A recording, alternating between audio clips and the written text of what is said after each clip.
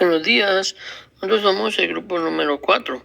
Hoy hablaremos sobre el poder tributario originario y derivado en el ordenamiento jurídico guatemalteco. ¿Se han preguntado alguna vez si está correctamente distribuido el poder tributario en Guatemala o es una estructura que limita el desarrollo económico? Said, ¿podrías comentarnos los puntos importantes para entenderlo de una mejor forma? Claro, con gusto. Para darle continuidad al tema debemos tener claro el planteamiento del problema, su justificación y sus respectivos objetivos. Nuestra investigación parte de una realidad fundamental. La potestad de imponer impuestos en Guatemala no opera de una manera uniforme, sino que se articula de dos manifestaciones, que entre sí entran en conflictos, el poder tributario originario y el poder derivado. El problema fundamental que nos planteamos es, ¿está correctamente distribuido el poder tributario en Guatemala o es una estructura que limita el desarrollo económico? Esta distinción no es solo un problema académico, sino que tiene consecuencias directas sobre la validez de las leyes y el respeto de los derechos de los contribuyentes. Dentro de su relevancia económica social, podemos hablar que este estudio es crítica, ya que en Guatemala posee una carga tributaria de apenas el 12.3% del Producto Interno Bruto, siendo una cifra alarmante frente al promedio regional que supera el 22%. Esta baja recaudación se ve agravada por una estructura fracturada, mientras que los municipios tienen la autoridad para gastar y atender las necesidades locales, carecen de una soberanía financiera real para recaudar. Esta estructura ha fomentado a lo que doctrinalmente se le reconoce como pereza fiscal. Al depender casi exclusivamente de transferencias como un aporte constitucional del 10%, los gobiernos locales pierden el incentivo de gestionar sus propios recursos. Esto solo erosiona la certeza jurídica, sino que también debilita la rendición de cuentas ante los ciudadanos y profundiza las desigualdades territoriales en el desarrollo del país.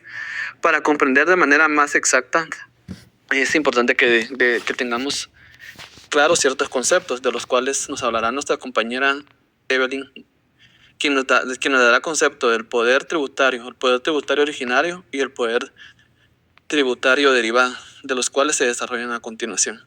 Gracias, Said. Como primer punto, es importante conocer qué es el poder tributario, el cual también es llamado poder de imposición, potestad tributaria o potestad impositiva, siendo este el que se manifiesta directamente de la imposición de los tributos y los requerimientos formales con el fin de costear los gastos públicos necesarios para la vida en sociedad. Ahora bien, ¿qué es el poder originario? Este poder tributario se basa en el principio de soberanía y en la necesidad de financiar el gasto público en Guatemala, el cual se reconoce en la Constitución Política de la República, que establece la obligación de todos los ciudadanos de contribuir al sostenimiento del Estado mediante impuestos. Sin este poder no existiría la potestad de crear impuestos generales, como por ejemplo el ISR, el IVA o bien los aranceles. Este no se puede transferir a otra entidad distinta del Estado central. Es la fuente inicial de toda potestad tributaria, ya de que de él se derivan los poderes tributarios secundarios o derivados. Sabiendo esto, ¿qué entendemos por poder tributario derivado? Este es la facultad que tienen ciertos entes públicos para crear y exigir tributos, pero no de manera soberana, sino en virtud de una delegación o autorización expresa otorgada por el poder tributario originario del Estado. Este requiere autorización y se puede manifestar en tributos específicos, tales como tasas, arbitrios o contribuciones especiales. Teniendo claro estos dos conceptos, debemos saber también qué es la autonomía municipal. Esta se vincula directamente con la potestad tributaria derivada, que es la facultad reconocida constitucionalmente a las municipalidades para establecer tasas y arbitrios destinados a financiar los servicios públicos locales. En Guatemala, dicha facultad encuentra su fundamento en la Constitución Política de la República y en el Código Municipal. Es por ello que es importante dar a conocer el marco jurídico.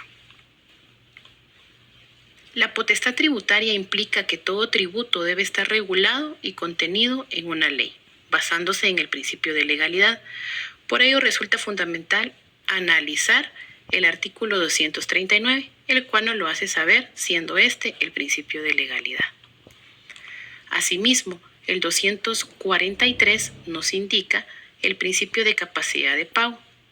Este nos da a conocer que los impuestos deben diseñarse de manera proporcional, considerando la capacidad económica de cada contribuyente.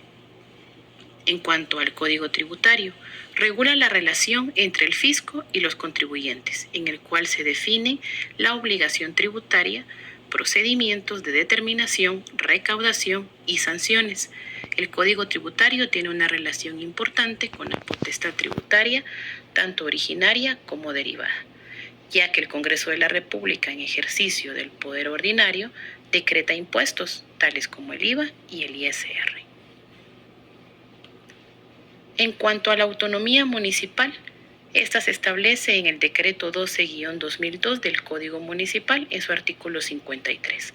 Asimismo, en el artículo 100 nos da a conocer que los ingresos del municipio son el producto de los impuestos que el Congreso de la República decrete a favor del municipio, complementando esta información en el artículo 104 en cuanto al destino de los impuestos específicamente de los que el Congreso de la República decrete a favor del municipio, complementando esta información en el artículo 104.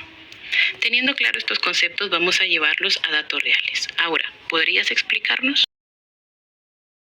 Para poder comprender de una forma práctica la recaudación tributaria y los ingresos municipales, veamos las siguientes gráficas, donde podemos observar la carga tributaria en el año 2024.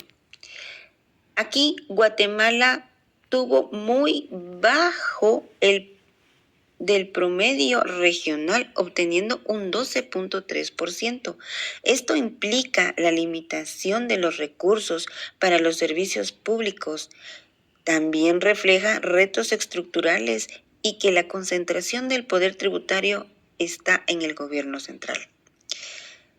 En la siguiente diapositiva también observamos los principales ingresos tributarios, donde el 50% lo tiene el IVA, reflejando una estructura regresiva que el peso fiscal recae más sobre el consumo que sobre la renta.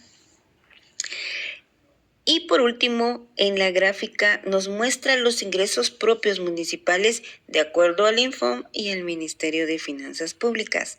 En este caso se contrasta con los municipios grandes como Mixco y Guatemala, que tienen un 25%, y los pequeños del interior de la República, por lo que implica una desigualdad, ya que los municipios grandes tienen más capacidad de recaudación.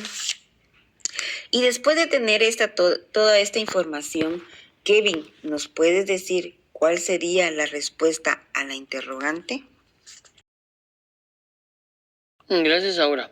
Conforme lo que hemos visto, podemos indicar que la evolución del poder tributario en Guatemala nos demuestra que la tributación no es solo un mecanismo de recaudación, sino la expresión más profunda del pacto social entre ciudadanos y el Estado.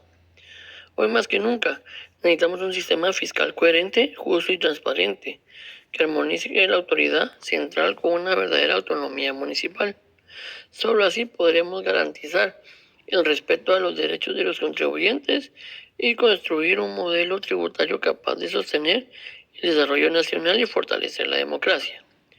Y con lo indicado anteriormente, llegamos a la conclusión grupal que el poder tributario en Guatemala sigue concentrado en el Estado central, lo que limita la autonomía municipal y frena el desarrollo económico.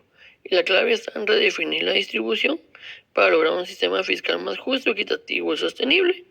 Síganos el próximo día a la misma hora y en el mismo canal.